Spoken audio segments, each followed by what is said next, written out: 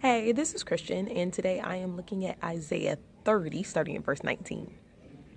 You people who live in Jerusalem will not weep anymore. The Lord is compassionate, and when you cry to him for help, he will answer you. The Lord will make you go through hard times, but he himself will be there to teach you, and you will not have to search for him anymore. If you wander off the road to the right or the left, you will hear his voice behind you saying, "Here is the road, follow it." So I am in an airport. Airports are like one of my favorite places in the world because you can people watch. I love looking at the screens to see where everyone's going, where my next vacation should be.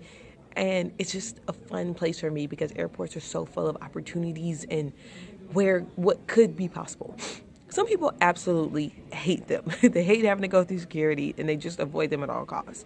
And if you've ever been in an airport on a super, super busy day, it can be crazy and honestly downright exhausting because people are coming here, people are going there. If you happen to be late on your first flight, you're now running to make your connection.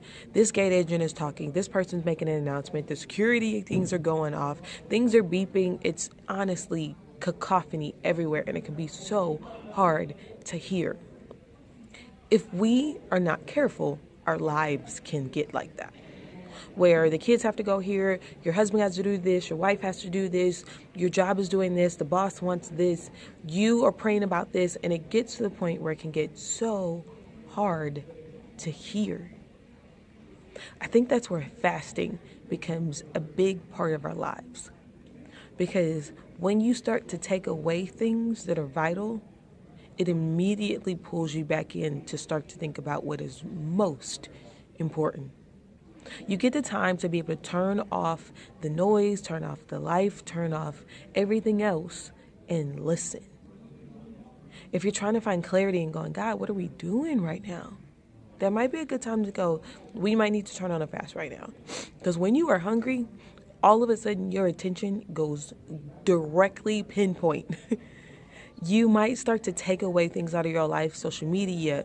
Maybe you don't go out so much. Maybe your fasting means restaurants or other things, so that you're at home in a quiet place to be able to hear. This is God speaking in this scripture going, you don't have to worry about it anymore. I'm going to be there. God himself will come for you, is what Isaiah says. He's going to say, here's the road, follow it. The catch is we've got to be able to hear his voice.